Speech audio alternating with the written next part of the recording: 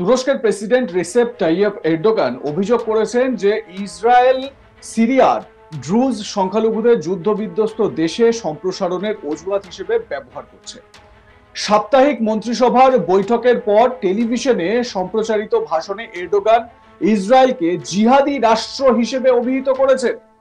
Erdogan বলেছেন যে তুরস্ক সিরিয়াকে বিভক্ত হতে দেবে না, এর বহু সাংস্কৃতিক কাঠামো এবং আঞ্চলিক অখণ্ডতা ক্ষতিগ্রস্ত হতে দেবে না, কারণ ইসরায়েলের বিরুদ্ধে দেশে যুদ্ধবিরতি নাশকতা করার চেষ্টার অভিযোগ রয়েছে।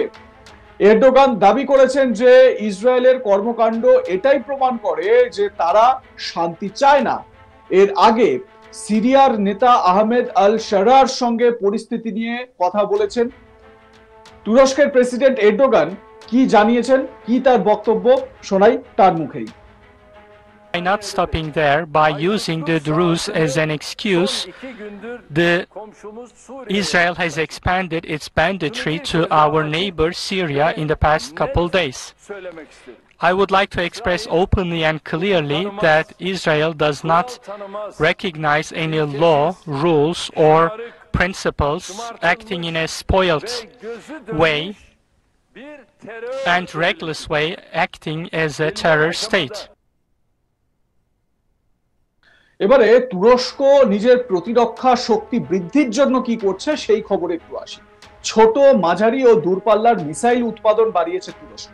প্রতিবেশী দেশগুলিতে যে ধরনের উত্তেজনার পরিস্থিতি তৈরি হয়েছে তাতে দেশের নিরাপত্তার স্বার্থে এই অস্ত্রের মজুত করার কথা জানিয়েছিলেন সে দেশের প্রেসিডেন্ট এরদোগান।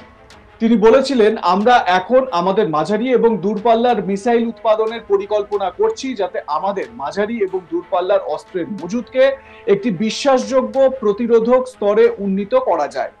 শীঘ্রই আমরা এমন একটি প্রতিরক্ষা সক্ষমতা অর্জন করব যা কেউ চ্যালেঞ্জ করার সাহস পাবে না বা করবে না। আমরা আমাদের সিস্টেমগুলিকে এমন পরিমাণে তৈরি করার পর্যায়ে প্রবেশ করেছি যা সত্যিকারের অর্থে আমাদের প্রতিরোধককে শক্তিশালী করে, মানে প্রতিরক্ষা ব্যবস্থাকে শক্তিশালী করে, এটাই বলতে চাইছেন প্রেসিডেন্ট এরদোগান। তারপর তিনি বলছেন, যদি আপনি রাজনৈতিক, সামাজিক, অর্থনৈতিক এবং সামরিকভাবে শক্তিশালী না হন তাহলে আপনার প্রতিরোধক শক্তির অভাব রয়েছে এবং আপনি দুর্বল। তুরস্কের প্রেসিডেন্ট আরো জানান, একটি জাতি হিসেবে আমরা লজ্জায় বেঁচে থাকার চেয়ে মরে যাওয়া পছন্দ করি।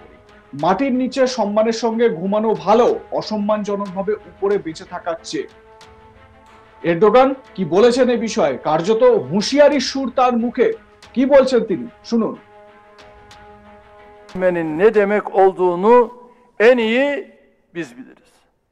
Şimdi envanterimize giren bu ürünleri caydırıcılığımızı destekleyecek şekilde ve miktarda imal etme safhasına geldik.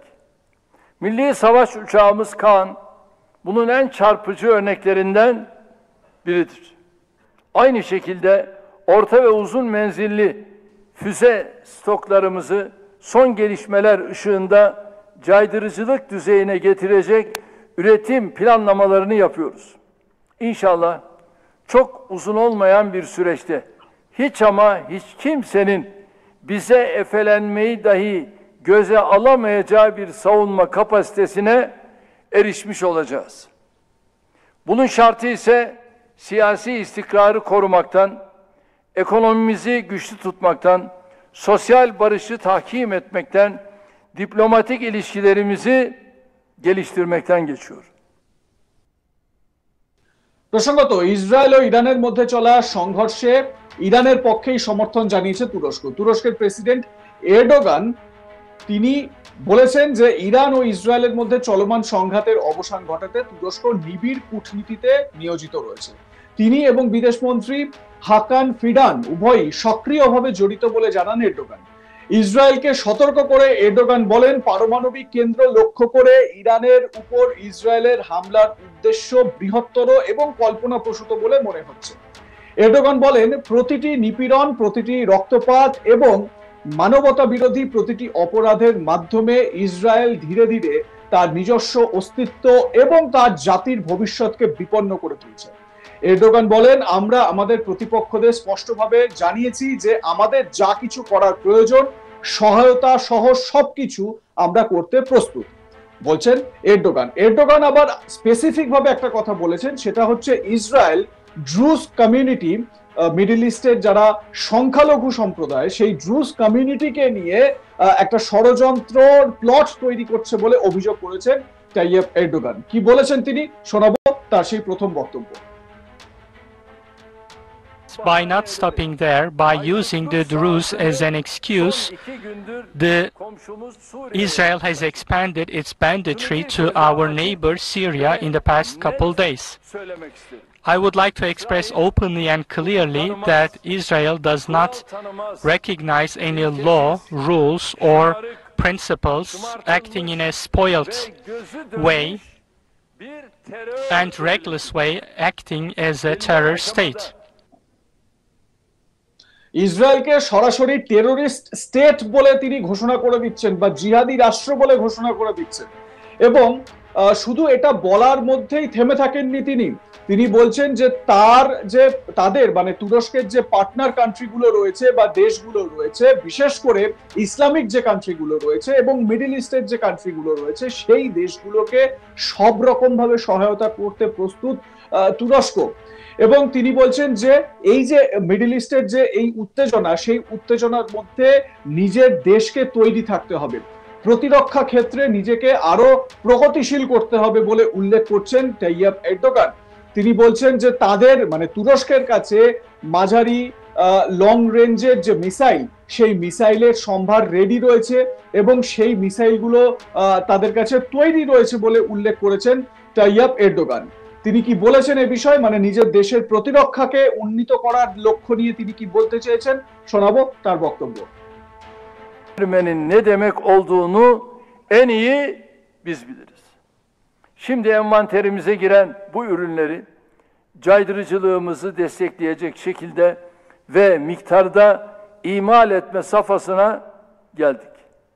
Milli savaş uçağımız Kaan bunun en çarpıcı örneklerinden biridir.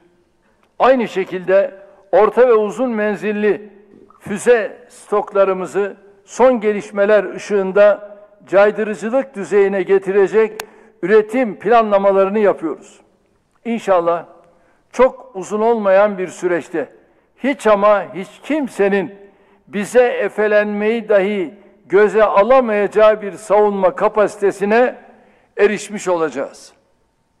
Bunun şartı ise siyasi istikrarı korumaktan, ekonomimizi güçlü tutmaktan, sosyal barışı tahkim etmekten, diplomatik ilişkilerimizi geliştirmekten geçiyor. Getirmenin ne demek?